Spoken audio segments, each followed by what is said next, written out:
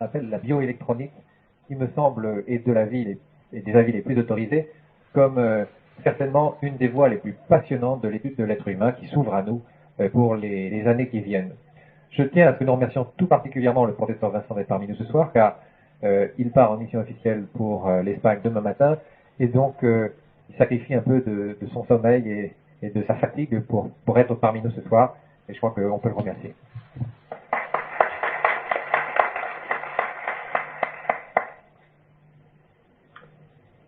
Mesdames, Mesdemoiselles, Messieurs,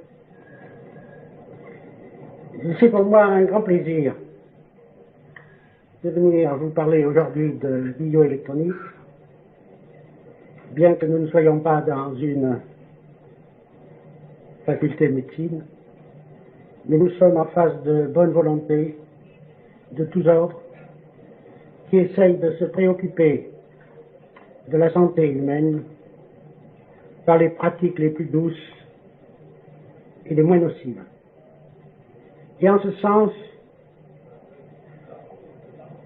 cette recherche, cette tendance ne peut que me favoriser à vous aider et à aider tous ceux qui cherchent pour les conduire vers une voie scientifique, car beaucoup de ces pratiques sont dévaluées officiellement, bien qu'elles aient de l'intérêt, je le répète, parce qu'elles n'ont pas de support scientifique indiscutable.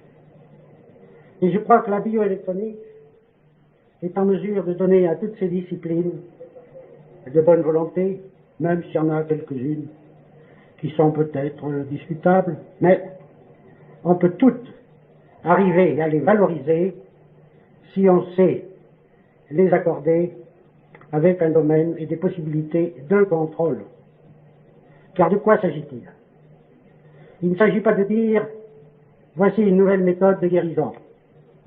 Depuis que l'humanité existe, toutes les méthodes ont été utilisées et nous nous apercevons que celles que nous utilisons aujourd'hui, et je le dis nettement parce que j'ai la certitude scientifique, ne valent absolument rien et sont même néfastes pour le devenir humain par rapport aux anciennes disciplines traditionnelles qui apparemment ne paraissent pas scientifiques. Car il y a une chose, c'est que nous ne sommes pas des matières inertes, mais nous sommes des êtres vibrants, des êtres vivants, et qui, parce qu'ils sont vivants, sont vibrants, sont soumis à certaines vibrations, et disons le mot, à certains champs magnétiques.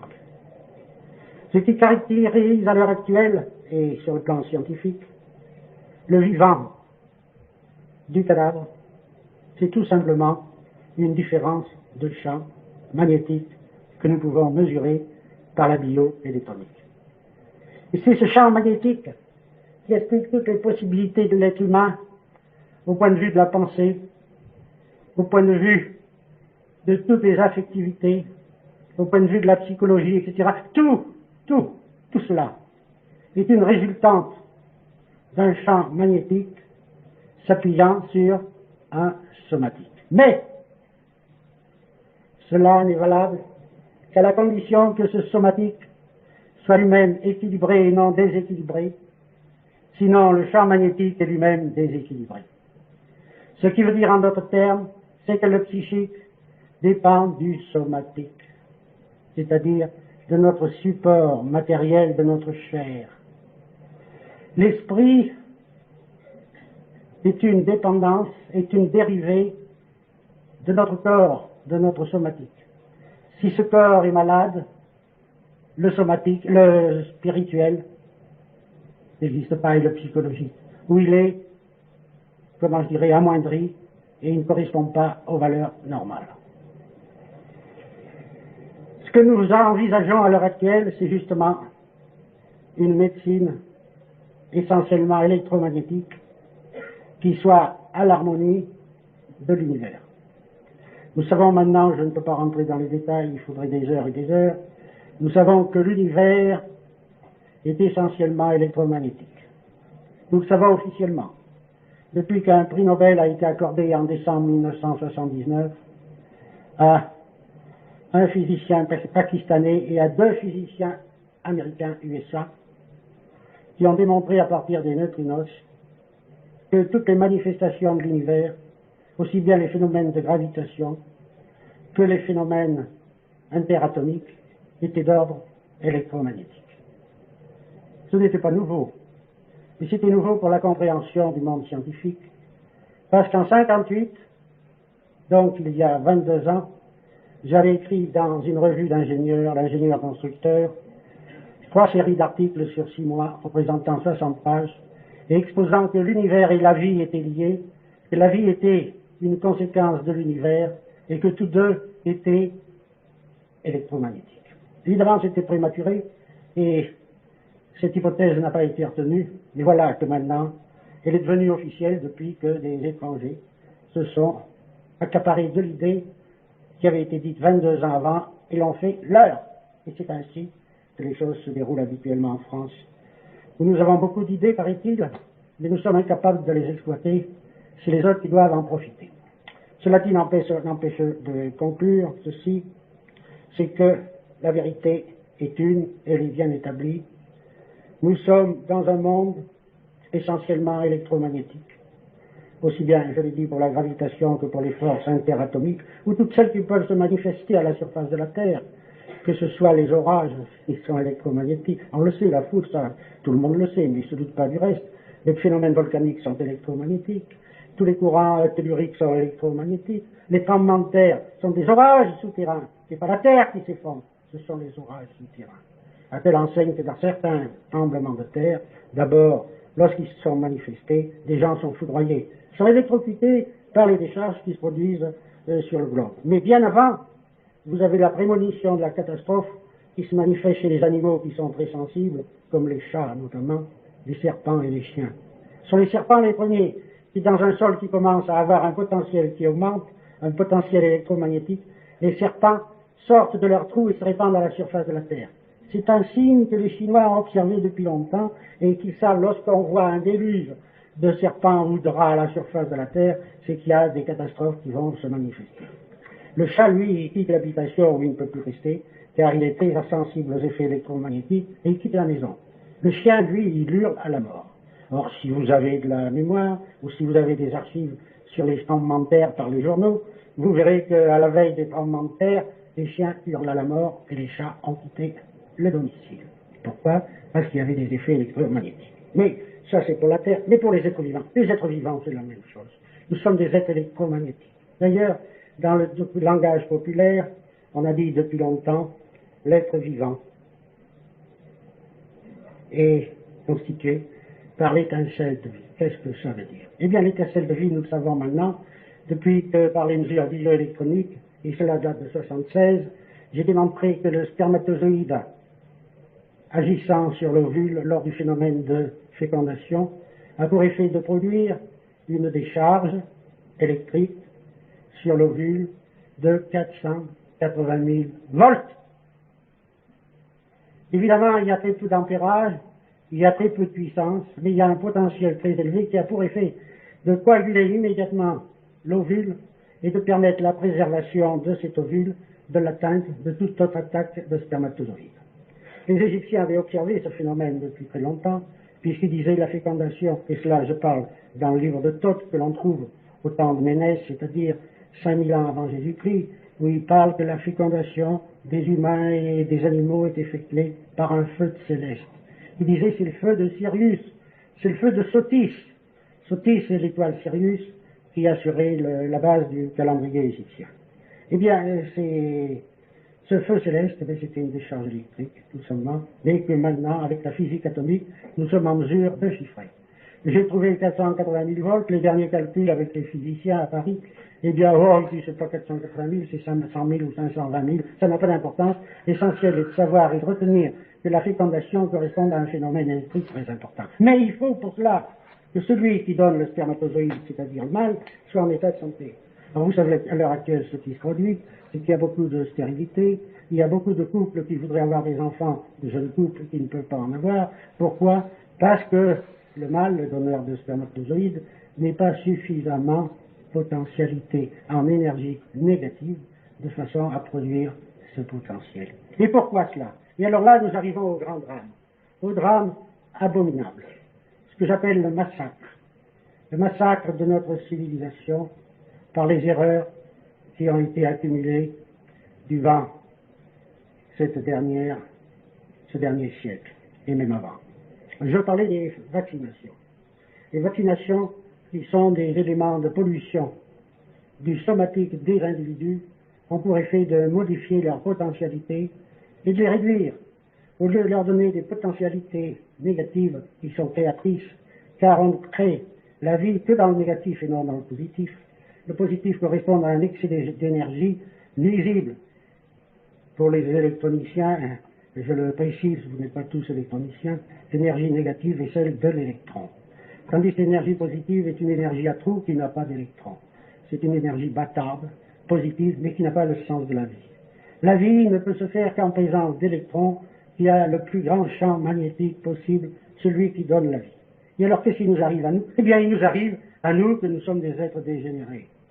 Nous sommes des êtres dégénérés parce que nous n'avons pas d'électrons, parce que nous n'avons pas de champ magnétique, parce que nous avons été pollués par les vaccinations d'un individu qui s'appelait Pasteur et qu'on honore dans toutes les universités, malgré que je proteste contre lui depuis plus de 30 ans, en le dénonçant comme le plus grand malfaiteur de l'humanité, celui qui a répandu sur la planète non seulement les thromboses, mais les cancers, les dégénérescences, etc., avec ses vaccins, parce qu'il a triché sur la théorie des vaccins. C'est une imposture absolument abominable que je ne cesse de dénoncer, qui devrait, au terme de la loi, me mener en prison depuis 20 ans, mais enfin, le pouvoir jusqu'ici n'a pas osé me mettre en prison pour avoir dénoncé des vérités, et je me permets au contraire de relancer le garde des Sceaux pour lui signaler les crimes qui sont connus par des lois scélérates votées par un parlement d'incompétents qui imposent des vaccinations qui conduisent les populations aux dégénérescences, au cancer, aux thromboses, aux inadaptations et à la mort accélérée. Et cela pourquoi?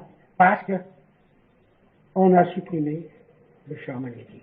Et ce champ magnétique, on le supprime non seulement en polluant les êtres, mais on le fabrique aussi par des médications chimiques. Or, le chimique de synthèse n'a jamais eu de champ magnétique. La vie n'est pas dans le chimique. La vie est dans l'œuvre de la nature. Il n'y a que la nature, il n'y a que la terre, notre mère, qui est capable de donner la force et le champ magnétique. Rappelez-vous, vous apprenez, si vous ne le savez pas, le mythe d'Anté. Anté était cette puissance énergétique qui était capable de lutter à Hercule au temps de la mythologie. Mais Anté ne prenait sa force que dans la mesure où un de ses pieds touchait la terre, c'est-à-dire garder le contact avec la terre. Or, un jour, Hercule apprit que la puissance d'Anté dépendait de ce contact, et il décida de soulever Anté pour que le contact n'ait plus lieu avec la terre, et Anté fut étouffé par les bras puissants d'Hercule sans pouvoir parler. Eh bien voilà l'histoire, c'est de la mythologie, mais c'est de la mythologie qui a sa signification, et qui indique que même dans les temps les plus lointains, on s'intéressait de façon très près à ce qui concernait la puissance de la terre qui est négative, ne l'oublions pas. Tous les fruits que nous pouvons obtenir de la terre sont négatifs et possèdent un champ magnétique. Tous les artifices de la pharmacie, quels qu'ils soient, nous préparent aux déchéances, au cancer, aux thromboses, aux souffrances, à la folie, aux dérèglements mentaux, parce qu'ils sont dépourvus de champ magnétique. Voilà la grande découverte de la bioélectronique qui permet de le mesurer à chaque instant.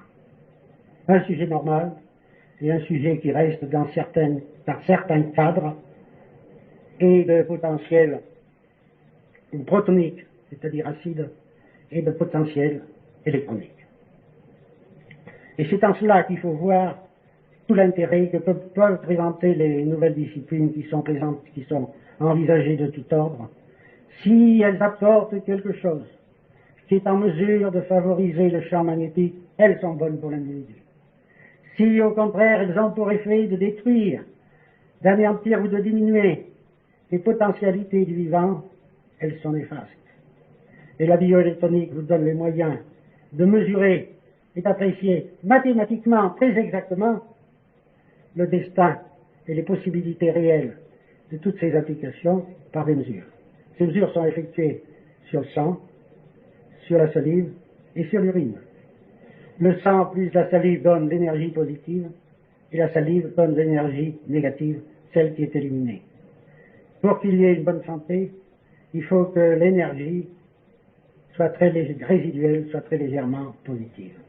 Si elle est trop positive, alors que l'énergie de l'urine est négative, il y a un excès positif et c'est le cancer qui se déclenche.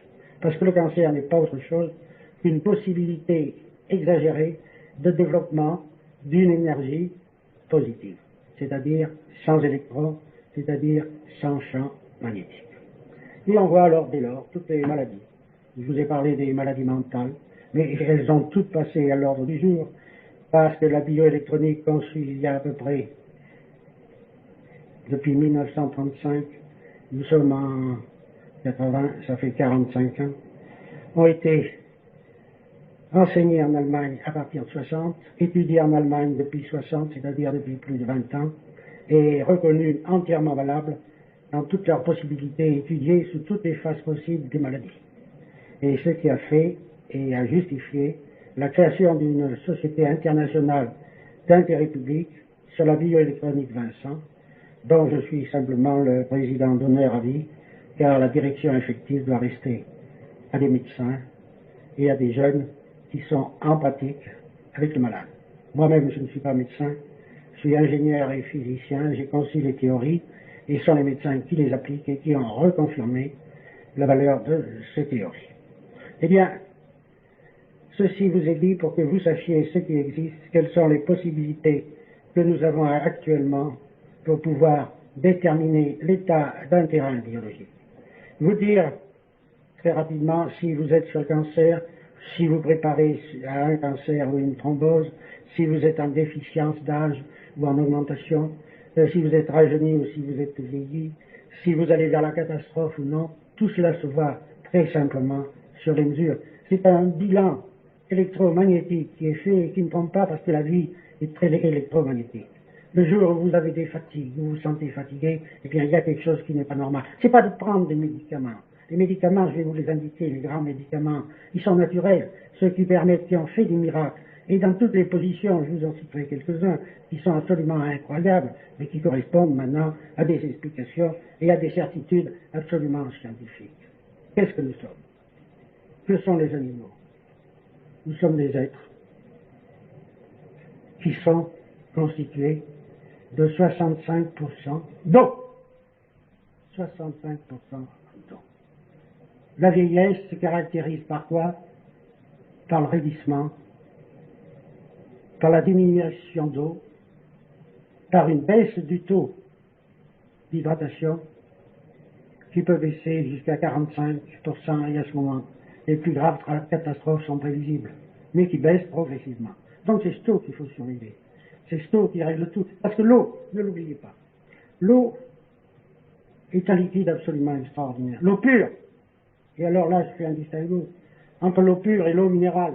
L'eau qui est publicitée par tous les charlatans qui vendent des eaux minérales, qui ont des eaux minérales à vendre. Depuis 40 ans, je dis qu'elles sont cancérigènes. On a dit Vincent, il est fou. Mais Vincent n'est pas fou du tout. Il est bien tranquille. Et voilà qu'on vient de retrouver en Amérique. Vous leur avez dit il y a 20 ans, mais ils n'ont pas cru. Lors d'une conférence à Chicago, où ils m'avaient invité, ils n'ont pas cru, parce que c'était pas possible qu'un Français trouve une chose comme ça. Il a fallu 20 ans aux Américains pour vérifier ce que je leur avais dit.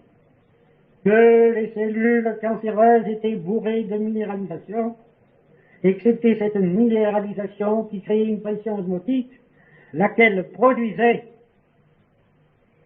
la construction anarchique de cellules monstrueuses. Un simple phénomène physique. Et voilà que c'est fait, voilà que c'est découvert. Et on parle de grandes découvertes. Mais il y a 20 ans, il y a 40 ans que c'est écrit dans mes livres. Mais personne ne les regarde. Personne. Absolument pas. On continue de prôner les eaux minérales. Non, non. Voilà l'Académie de médecine.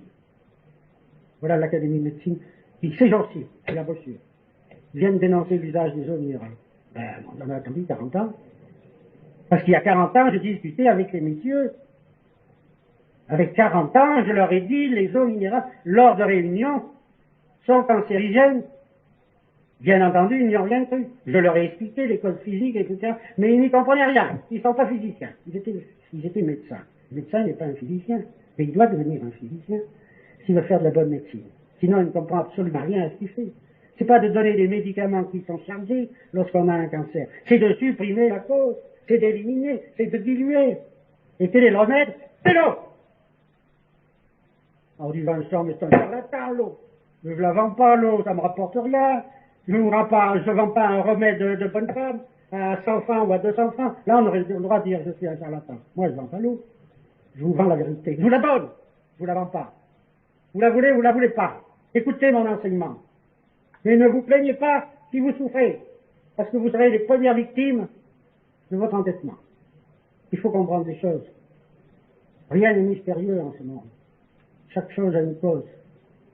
Les médecins chinois disaient, il y a bien longtemps, Fouille, le premier empereur blanc, parce que le premier empereur de la Chine a été un blanc, Fouille, qui a fait un livre de médecine qui est semblable à peu près de celui de Thoth en Égypte.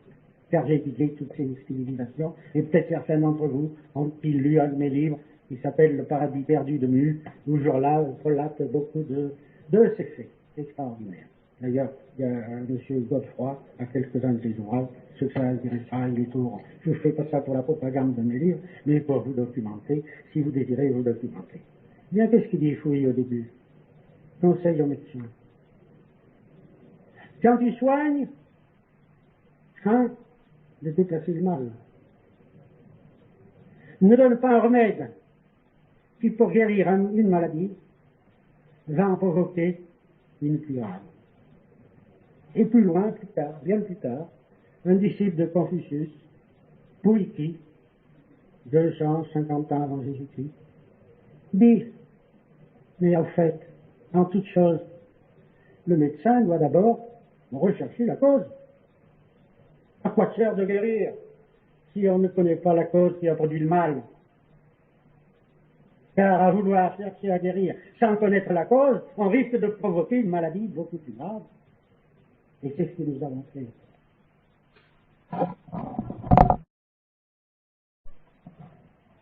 Avec les vaccins, le charlatan et l'imposteur surtout, parce que je suis un abominable imposteur. Il a exposé scientifiquement des théories fausses. Il a été plébiscité dans toutes les académies, ce chimiste, imposteur, en disant « j'atténue des souches de microbes en les soumettant à des effets de chaleur, et je crée des nouvelles races de microbes qui vous guériront. » Et en effet, ces soi-disant microbes qui ont été travaillés par la méthode de Pasteur, ils ont pour résultat de guérir d'une maladie, la maladie microbienne. Mais on ne va pas plus loin. Seulement, quand on fait un acte médical, on guérit. Et après, est-ce qu'on ne va pas, suivant les principes de politique, créer une maladie plus grave? On vous guérit d'une chose pour vous donner quelque chose de plus grave. On a guéri de la tuberculose. Pour faire quoi? Pour créer les cancers du poumon. Eh oui. De l'un, on a fait l'autre. Et pourquoi la tuberculose? Eh bien, la tuberculose, c'est parce qu'il faut remonter à Jenner, encore un malfaiteur public, du temps de Bonaparte. Celui qui avait inventé la vaccine. C'était génial, la vaccine. On prenait du pus, de pustules, de mamelles de vache, qui avait la variole. Et ce pus, on l'instillait et on l'inoculait aux humains. Du pus d'une pustule de vache qui a la variole, on le prend et on l'inocule à un humain pour donner la santé. C'est bien. Quel progrès bienfaiteur de l'humanité par les académies de Londres et de Bonaparte. Premier consul qu'il a imposé à la France, le malheureux il s'est fait vacciner, mais il en est mort. Il en est mort 20 ans après, bien sûr, parce qu'il est mort jeune, Napoléon, à Sainte-Hélène. Il a étudié tous les cas. Et alors, et son fils, il a fait vacciner au roi de Rome, à 1 an. Et à 21 ans, ce magnifique jeune homme, qui enfant, était un enfant de toute splendeur, de toute vie, fut reçu l'inoculation de Jenner et immédiatement devint mortifié, anxieux, morbide, malade, et à 21 ans, il mourait tuberculeux au dernier degré, dans les bras de sa mère, accourue, ne lui laissant avec son dernier soupir qu'un cadavre déjà tout vert et empuanti, pourri.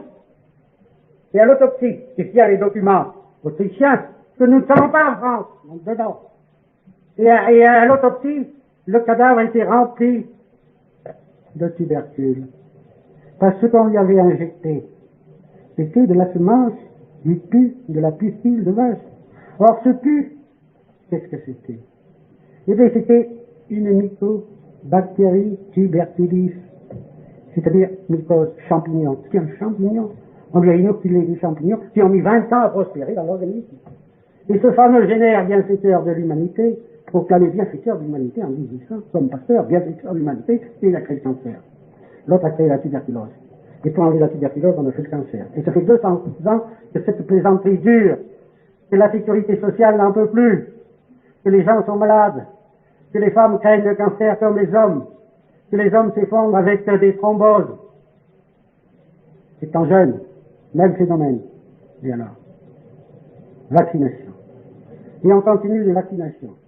Et il y a 500 imbéciles au Parlement français qui votent les lois. Il y en a 800 parce qu'il n'y en a pas 100 au Sénat, qui ne valent pas plus. Des crétins. Je les ai vus, ces gens-là, avant les lois. J'ai été voir les rapporteurs. J'ai été les voir étant professeur à l'école d'anthropologie il y a 30 ans. Je leur ai dit, monsieur le rapporteur, vous faites un crime contre le pays. Vous n'avez pas le droit de voter ces vaccins. Et c'était un médecin, il ne comprenait rien du tout. Il dit, mais si on vous écoute, alors la médecine ne tient plus debout. Mais j'ai dit, bien sûr qu'elle ne tient plus debout. Vous allez arriver, vous allez foutre le cancer et les thromboses à tout le monde. Et c'est ce qui est arrivé. Et les courbes, elles sont comme ça. Et elles montent sans arrêt. Sans arrêt. Et personne ne voit d'où ça vient. D'où ça vient. Et alors, pour améliorer cet état, eh bien, il y a eu le phénomène de l'eau. Alors, l'eau, on a dit, les lois pasteuriennes, on va faire de l'eau pure. Alors, les eaux qu'on vous distribue, à Paris et ailleurs, partout, il y a des lois d'hygiène. Eh bien, on les rend bonnes, soi-disant bonnes, en leur fixant des produits chimiques. Alors, on met du sulfate d'alumine, on met de la chaux, on met du chlore, on met du fluor, et maintenant, les Américains proposent du chlorure de phosphore, pour que ça fasse de la dynamite. Alors, comme ça, quand nous exploserons, le problème sera réglé. On nous en riant, mais enfin, c'est pas rire. Écoutez, si tout de même, c'est vous, c'est moi, c'est tout. Moi, je suis prévenu, 50 ans, soyez tranquille, ça me risquerait pas cette histoire-là. Parce que je prendrai jamais une goutte d'eau. J'ai fait le tour du monde et j'ai jamais pris une goutte d'eau et j'ai jamais été malade. J'avais toujours derrière moi, j'avais ma bouteille d'eau à moi, je savais d'où elle venait, c'était de la bonne eau. C'était pas de l'eau de ruisseau ou de l'eau de service public, etc. Et je n'ai jamais rien eu. J'ai soigné en Orient des populations qui avaient les pires épidémies de choléra et je n'ai jamais rien eu. Et alors comment ça se fait? Vous êtes... Mais pas du tout, monsieur. Parce que tout ça vient de l'eau. Si au lieu de leur faire des piqûres de pénicilline et d'autres saloperies, vous aviez regardé la merde que buvaient ces gens-là, vous auriez compris pourquoi ils avaient le choléra. Mais vous regardez pas, vous avez des yeux, a dit l'Écriture, et vous ne savez pas voir. Vous avez des oreilles et vous ne savez pas entendre. Eh oui, on fait de la médecine, on fait du pasteurisme, on fiche des vaccins comme à des troupeaux. On va conduire à l'abattoir. C'est ce qui arrive. Maintenant, 5 vaccins. On va inoculer d'un coup. À la chaîne. Il faut aller en Afrique. J'ai eu dernièrement un médecin de l'UNESCO, je ne dirai pas son nom, bien sûr. Moi, je prends mes responsabilités, je n'engage pas les autres. Je suis assez grand, moi, pour me défendre. Et j'attends qu'on me foute en prison. Parce que j'ai droit à la prison d'après la loi.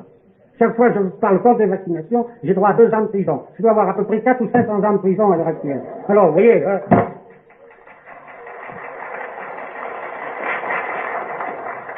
Mais il y a un grand homme d'État qui a dit Vincent le met en prison. Alors, c'est tranquille. Parce que j'ai écrit à cet homme d'État. C'est le général de Gaulle. J'ai dit, Monsieur le Président, vous venez de perdre votre fille. Vous venez de perdre votre fille qui était dans l'enfance, qui était une adaptée à 17 ans.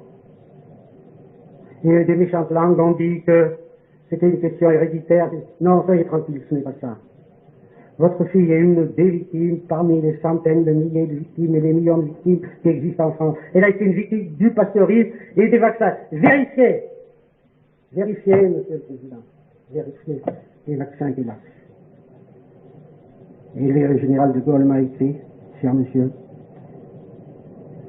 j'ai bien reçu votre nouvelle communication et je vous en remercie. Veuillez noter que désormais je vous lirai toujours avec la plus grande attention. Et j'ai cette lettre qui vient du général de Gaulle dans un encadré en noir après la mort de sa fille. On ne met pas en prison le professeur Vincent. Donc j'ai une certaine immunité. J'ai une certaine immunité pour l'instant, mais enfin on ne sait jamais. Hein? En tout cas, ça ne m'empêchera pas de dire au contraire ce que je dois dire pour le bien public et non pour moi. Alors, veuillez réfléchir à ceci et veuillez noter combien la question est importante. Alors, quoi faire? Quoi faire? Eh bien, quelles sont les règles de conduite? Les règles de conduite sont simples. Problème de l'eau. Le problème de l'eau est absolument capital. Vous ne devez boire que des eaux très pures. Voilà.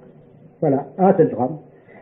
J'ai demandé que l'État, il y a longtemps, à Aix-la-Chapelle, lors d'un congrès international, en 60, que tous les États d'Europe devraient prendre en charge de fournir à chaque habitant au moins 4 à 5 litres d'eau par jour en chercher un système de diffusion d'eau pure, de source, c'est à la source, et des eaux encore choisies. Il ne faut pas des eaux minéralisées, il faut des eaux très pures, c'est-à-dire qui viennent dans des terrains granitiques ou volcaniques. Vous voyez, c'est pas simple. Quand on est dans les régions calcaires, eh bien c'est là où vous avez le maximum de calcaire. Je citerai une région, il y en a peut-être de vous, chez vous, qui en sont, toute cette région-là, de Lyon, de l'Auge. Les cancers sont, il y en a partout, partout. Même dans les campagnes où ils ont des eaux de source, parce que les eaux sont très calcaires. Les eaux sont excessivement calcaires. Elles minéralisent les tissus, elles créent des dépôts, elles créent des calculs. Et alors, chez les personnes âgées, ce sont les rhumatismes, ce sont les arthroses, les membres bloqués, etc. Nous fabriquons ça par l'usage de l'eau. Il faut 50 ans, bien entendu. C'est très amusant. Mais il y a 50 ans, je bois, maintenant j'ai compris, je bois que de l'eau très pure, très pure, très pure. Et la plus pure possible, c'est ce qu'il faut. Eh bien, je me donnais une épaule. J'ai mis une épaule il y a 4 ans. Et puis, je me suis payé le luxe, il y a 4 mois, de me casser le bras droit, complètement en 5 morceaux, mais il s'est recollé, très bien, avec, non seulement parce qu'il n'y avait pas de calcul, mais parce que j'ai donné la matière pour qu'il se recolle, c'est-à-dire beaucoup de calcium en mangeant beaucoup de fromage, presque exclusivement du fromage, de façon à reconstituer les tissus, et ça s'est fait sans aucune opération, sans rien du tout, si bien que maintenant, vous voyez, depuis le 28 janvier, où je suis tombé et où mon numérus s'est cassé en 5 morceaux, il s'est rétabli et il n'est pas tout à fait droit dans ce fauteuil. Le chirurgien m'a dit, il est recollé, et puis alors vous êtes un phénomène vraiment de savoir recoller vos os. Oui. Je l'ai fait avec le fromage, et puis une autre technique qui est ici. La musique. La musique. J'ai trouvé des airs, parce que je suis resté 2 mois immobilisé, et je vous assure que c'est long pour quelqu'un qui est actif, là, c'est dans son taf et qui ne peut pas bouger, qui n'arrive pas à devenir fou. Alors j'ai fait de la musique, et j'ai trouvé des airs, un jour, dès le début, qui me faisaient vibrer. Mon bras, il faisait tout ça, on a dit ça, ça y est, c'est amorcé, et en effet. Et en un mois, j'ai eu mes os recollés, sans opération, sans rien du tout. Je vous donne la recette comme elle est vécue. Mais il y a mieux, c'est que 3 ans avant, j'ai été payé le luxe de me tomber, je tombe toujours, et de m'arracher le bras gauche, luxation. Le bras était sorti, et il était par là, bon, il a fallu le remettre en place. Alors le chirurgien me dit, oh ben, vous savez, il n'y a rien à faire, il faudra que vous passiez par une opération. Enfin, on va voir ça, etc. Donc, je dis, moi, je veux pas d'opération, rien à faire, débrouillez-vous. Allez, moi, je veux remettre en place en face sur ça. Donc, on va voir. Il me fait l'étude détaillée à la radio. Ah, il me dit, mais vous êtes un phénomène. Vous avez combien? Je dis, j'ai 71 ans à ce moment, puisque j'en ai 74 maintenant. Mais vous n'avez pas un dépôt, vous, dans les articulations. Comment vous faites? Ben, je dis, c'est l'eau. Je dis, comment l'eau? Parce que ça fait 50 ans que je n'ai pas vu d'eau calcaire. J'ai pas envie de me calcifier comme la chaudière à eau qui se remplit de dépôts, de tapes, ou comme la casserole. Parce que nous sommes des chaudières à basse température. Si vous prenez des eaux minérales, vous chargez de dépôts. Et il arrive un jour, quand vous avez 50 ans, 60 ans, etc., vous aurez des dépôts, vous aurez des arthroses. Vous voyez? Le problème, tout se paye dans la vie. Il faut penser à tout. Et c'est là où est le véritable problème. Donc l'eau est le problème essentiel. Et le second, donc eau très pure, eau excessivement pure. Soit l'eau de granit, soit l'eau de volcan. À l'heure actuelle, ce que je peux vous dire, l'eau la plus pure qui existe, vous avez l'eau de Vaudeville, qui est bonne et qui est bien connue, mais l'eau la plus pure, c'est l'eau de Rouscous. Cette eau se mesure par la résistivité. C'est une eau qui fait 30 000 de résistivité, 30 millions. C'est-à-dire qu'il n'y a absolument rien. C'est de l'eau, c'est de H2O. Et qui est excessivement agréable à boire. Alors tâchez d'en trouver, si vous n'en trouvez pas, je crois qu'il y a ici un stand, je l'ai vu, eh bien, c'est de l'eau à miracle. Le Christ a dit, Seigneur, le Christ a dit, vous qui m'écoutez, n'oubliez pas que si vous n'êtes point d'eau et d'esprit, vous ne rentrerez pas dans le royaume des cieux. Et oui, c'est l'eau. Et il y a des évangiles qui parlent de cette action de l'eau, externe et interne. Mais enfin, je ne veux pas m'étendre sur ce sujet, mais tout cela est quelque chose de très, très naturel et très scientifiquement expliqué. Donc l'eau est une chose, mais l'eau n'est pas tout. Ce qu'il faut, c'est être dans une zone où vous ayez le maximum de moments magnétiques, puisque je vous ai parlé des moments magnétiques de la vie. Or, c'est très simple. Depuis 30 ans, je parle de l'Asclepias acida, c'est-à-dire du médecin acide. Vous l'avez dans votre cuisine. C'est pas chez le pharmacien, vous n'avez pas besoin d'y aller chez le pharmacien. Moi, j'y vais jamais, mais ça m'est médecin. Qu'est-ce que l'Asclepias acida? Eh bien, c'est la recette d'Hippocrate. L'Asclepias acida, Asclepias, ça veut dire médecin en grec. C'est le médecin acide. C'est prendre des éléments acides. Or, le meilleur des éléments acides qui est à votre portée, c'est le vinaigre. C'est le vinaigre. Vous ne devriez pas passer, pour une bonne santé, une journée sans prendre au moins une cuillerée à soupe de vinaigre. Et vous la prenez dans l'eau, dans un verre. Ça suffit. Vous prenez suffisamment de protons, vous prenez suffisamment de moments magnétiques pour vous tenir en forme. D'abord, c'est indispensable pour l'équilibre intestinal, et ensuite, tout votre organisme en sentira les bienfaits. Et ça, c'est pas une recette de bonne femme, c'est une recette qui est vécue, qui est bien connue, qui a été définie même, je vous cite ceux qui veulent de la documentation, je leur signalerai le fameux ouvrage de Michelet, l'historien Michelet. Eh bien, il y a chez Flammarion, il y a un livre, je vous conseille de lire, La sorcière de Michelet. Dans La sorcière de Michelet, ce grand savant et ce grand historien, pour se reposer des histoires de Louis XV et des feulateries, etc., de Louis XIV, etc., a écrit La sorcière. Et dans La sorcière, il signale ce fait que pendant tout le Moyen-Âge, pratiquement, les populations ont été soignées par les femmes, et pas de médecins. C'est des sorcières. Et ces sorcières, elles avaient des secrets. Et parmi tous ces secrets, elles avaient celui de l'Asclepias acida. Et lorsqu'il y avait des épidémies, eh bien, c'était ceux qui n'avaient pas les secrets de la sorcière, ou la pratique des secrets de la sorcière, c'est-à-dire l'Asclepias acida, qui étaient malades. Et il rappelle notamment que pendant des millénaires, avant la période historique, l'Asclepias acida, obtenue à partir d'une racine de plantes fermentées, le Sarcostema acida, avait donné la vie et la santé à plus de 500 millions d'humains. Parce que c'était une pratique qui était rentrée dans les mœurs, qui était presque un acte religieux qu'ils devaient prendre tous les jours. Ils devaient prendre leur Dieu tous les jours, le Dieu de la santé, qui était un petit peu d'acidification obtenue à partir d'une racine de plante et par fermentation. Et alors nous retrouvons toujours ce même principe qui est universel et qui traduit le résultat d'une véritable science actuelle, c'est de maintenir un milieu acide. Dès lors, je n'ai pas besoin de vous dire que sur les abominations que on nous impose actuellement par des lois scélérates de vaccination, pour vous et pour les autres, surtout les vôtres, ceux qui sont de votre famille ou de votre amitié, les vaccins doivent être dénoncés avec une rigueur absolue. Vous devez vous opposer de la façon la plus totale à l'application des vaccins, qui constitue une violation formelle d'abord de tous les droits de l'homme. C'est de l'enfant que l'on pollue, que l'on ternit. On vient d'accorder une pension à un infirme reconnu, sur 100 000, reconnu, rendu infirme, fou à vie, détraqué par les vaccinations, une petite fille en Rio. On lui a donné à la famille le conseil d'État, ou le conseil de préfecture, peu importe, le tribunal administratif. Une pension de 1 200 000 francs nouveaux. 120 millions. Et puis après, comment est cet enfant? Elle a maintenant 20 ans. Elle est complètement folle. Elle vit en cage, comme un lapin ou un poulet. Et elle a reçu 125 000 francs. Voilà.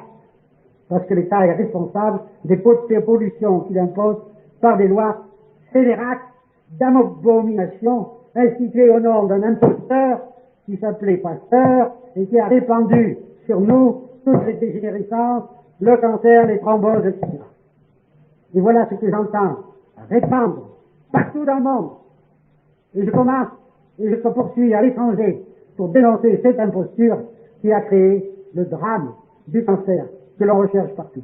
Et les Américains, qui sont soi-disant si malins, relativement parlant, qui sont soi-disant si malins et qui sont empoisonnés par tous les vaccins et toutes les ordures qu'ils boivent dans leurs eaux, parce qu'une eau pour eux, pour qu'elle soit bonne, n'importe quelle eau est bonne, n'importe quelle eau. On la prend dans un lac, une rivière, dans des égouts même. Mais on les pure, ah nous on est fort, on les pure, chimique. On en fait un véritable poison. Et ils sont dingues à 15, je sais plus, ils sont actuellement dans les 15 à 18 millions de faux en Amérique, qui doivent soigner, payés par l'État, des, je sais plus combien, 20 ou 30 milliards de dollars par an. Et alors le cancer en quantité, etc.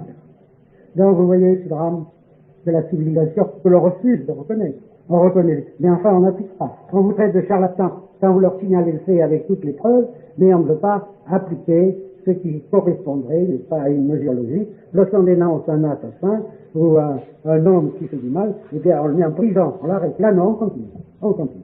Alors il faut qu'il y ait une espèce de consensus populaire qui intervienne et qui fasse une force pour que vis-à-vis du pouvoir, ces excès soient supprimés. J'ai fait une petite brochure intitulée « De la vérité bioélectronique au massacre des erreurs vénériennes et pastoriennes. Monstrueux génocides vaccinaux, supercrimes nationaux. Les temps de la mort ne sont rien à côté de ça. Mais c'est rien du tout. Là, c'est bien pire. Rien qu'en France, 12 millions de morts définis par statistique, j'ai fait le travail. Et je le fous dans la gueule. Dans la gueule, ça c'est une gueule qu'ils ont, les gouvernants, qui veulent rien savoir. Le crime que vous avez commis, voilà, et vous le laissez perdurer. Mais non! Il faut mettre un terme. Ça ne peut pas continuer comme ça. Les gens sont tenus dans l'ignorance la plus absolue. Les journaux sont courbés devant le pouvoir. Ils n'acceptent que ce qui est officiel et autorisé.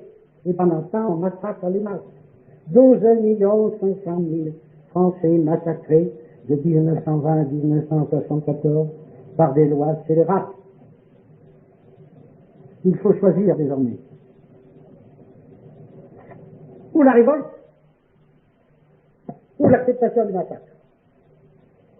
Alors, vous avez un choix à faire. Continuez le massacre. Acceptez les vaccinations pour les votes. Refusez-les en mon nom. Vous entendez bien? Étant donné ce refusez-les en mon nom. Les vaccinations. Absolue. Aucune. Sinon, vous le paierez, et vous le périssez. Et à longue échéance. Ça met le temps. Oh là là, ça met le temps. 20 ans, 30 ans, puis 50 ans, bouf, c'est le cardiaque. Le cancer. Non, c'est pas tout seul, à la preuve. C'est le Saint-Esprit qui l'a fait. C'est le Saint-Esprit. On ne sait pas chercher, on ne cherche pas. On vous donne des remèdes, on vous passe des rayons. Vous allez dans ces instituts de la mort. Maisons de souffrance, les instituts du cancer, véritables antichambres des cimetières. Là, vous y rentrez, mais vous ne savez pas comment vous en sortirez. En tout cas, si vous en sortez, c'est pas pour longtemps avant de retourner les pieds en avant. Parce que c'est un massacre. On ne peut pas guérir un cancer, c'est impossible. Parce qu'on n'est pas capable de redonner à des cellules qui ont perdu leur champ magnétique un nouveau champ magnétique du vivant. Le champ magnétique que vous avez est sacré.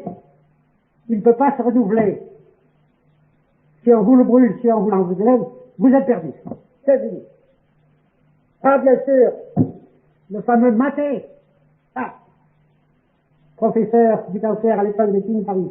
dit Vincent, c'est je ne dirais pas le mot, un salaud du petit que vous voudrez. Mais ça n'explique rien, parce qu'il n'explique rien.